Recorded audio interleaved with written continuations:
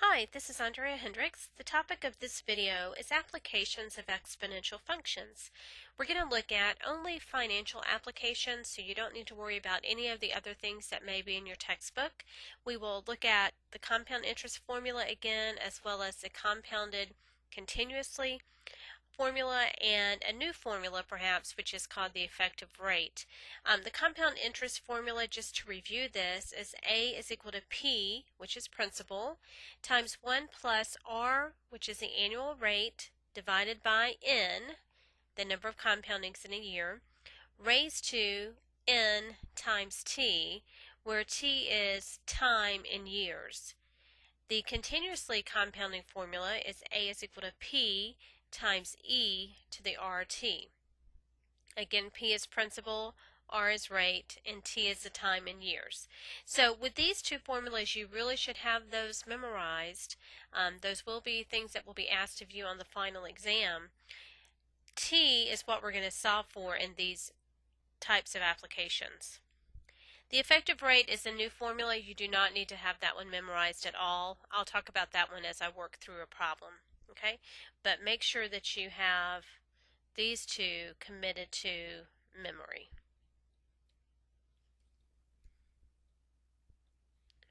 So here's a problem similar to what we've seen before. The only difference is now we're going to solve for the time.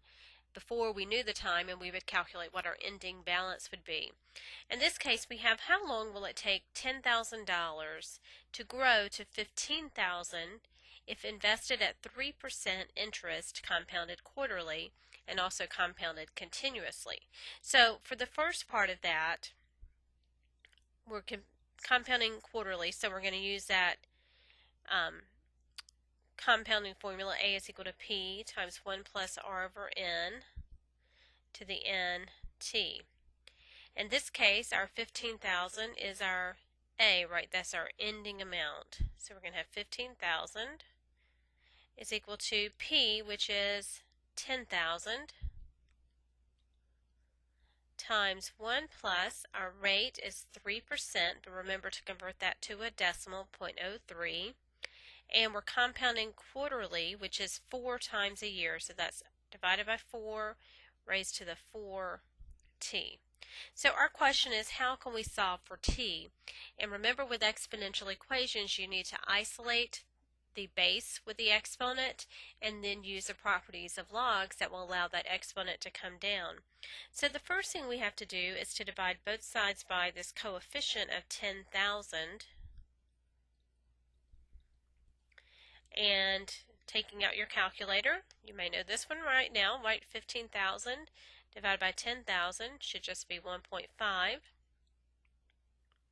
So we get 1.5 is equal to, we can combine inside here if we want to, 1 plus 0.03 divided by 4 is going to be 1.0075, and that's raised to the 4t.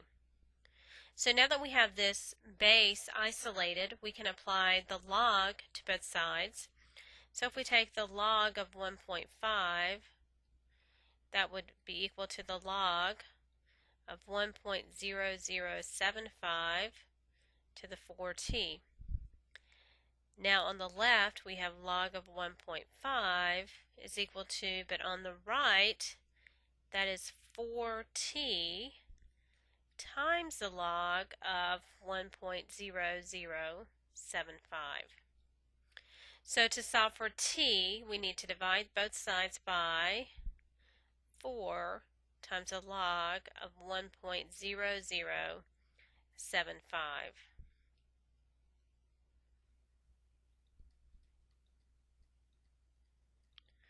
Now, be very careful on the calculator to do this. You would enter log 1.5 close parentheses divided by, in parentheses, 4 times log 1.0075 close parentheses twice.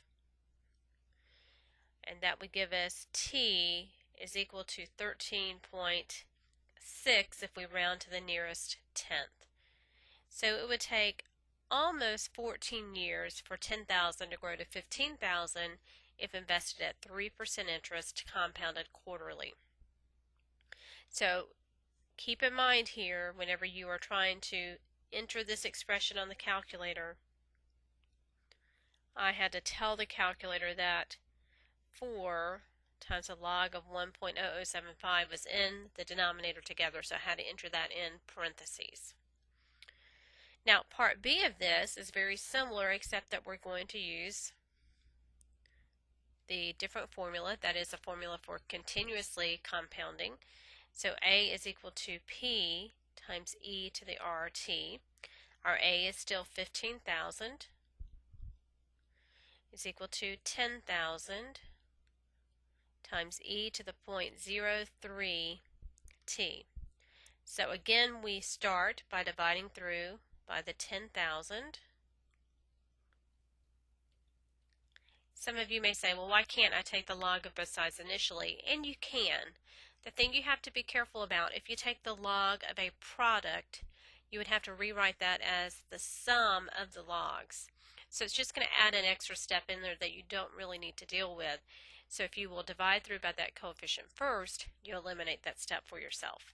So we would get 1.5 is equal to e to the 0.03 t. So to eliminate the base and just give me the exponent, what do I need to do to both sides? Right, apply the properties of logs. And you recall that anytime you involve a base e, which log should you use? You got it, the common log. So we would take the natural log, I said common, natural log of 1.5 is equal to the natural log of e to the 0.03 t.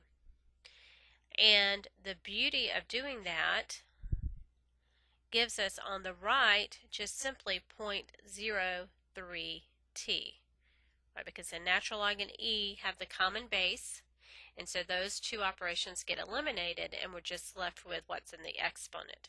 So to solve for t, in this case I would just simply divide by 0.03. So again, entering on the calculator, you have to be careful to rewrite that as natural log of 1.5, close the parentheses, divided by 0.03. And our value of t, if we round to the nearest tenth, is 13.5. And again, that's in years. And these two answers should be close together, right? Continuously compounding does not mean your money grows without bound. There is actually an upper limit.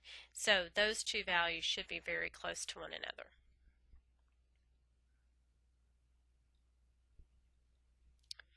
Now, the next example is really the same type of problem. You're going to notice that you don't have as many numbers. You have to kind of figure that out here. It says find the doubling time of an investment earning 4% if compounded monthly or continuously. Well, the difference is I don't know the specific amount of the investment. So let's say if I let my investment be P, what does it mean to double that? Doubling would mean that I end up with twice P. Okay? So in my formula for, let's make this part A for monthly, A is equal to P times 1 plus R over N to the NT. My A in this case is going to be 2P. And that's equal to P times 1 plus my rate is 0.04 divided by 12 because I'm compounding monthly, raised to the 12t. So I can initially divide through, just like we did when we knew a number, we had to divide through by this coefficient, so we're going to divide both sides by p. Well, that makes this really nice. 2p divided by p is just simply 2. And in parentheses, what is that? 1 plus 0.04 divided by 12, gives us an ugly number because of the repeating decimal.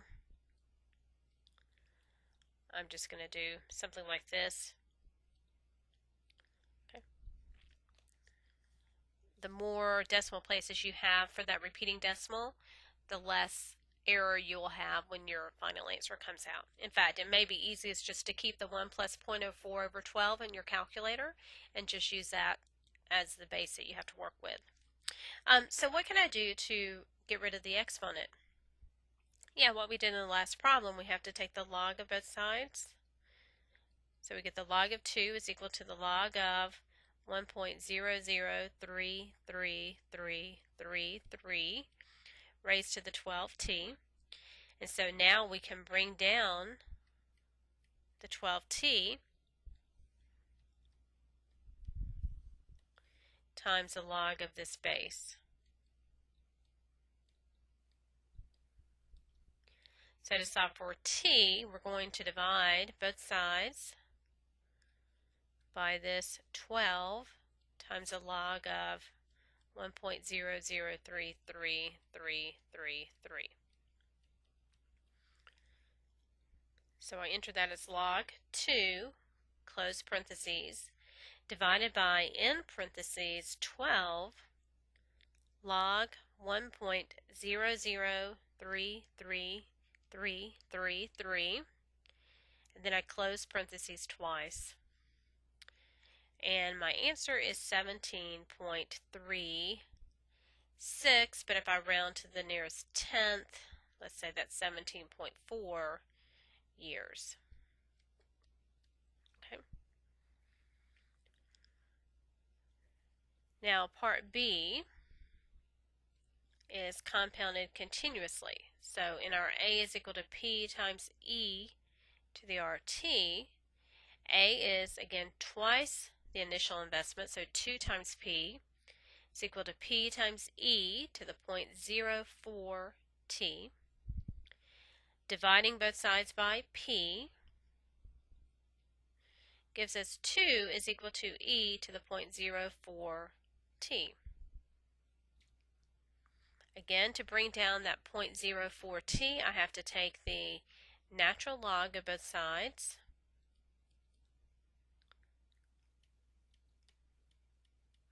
So we get natural log of 2 is equal to 0.04 times t, right? So t is natural log of 2 divided by 0.04.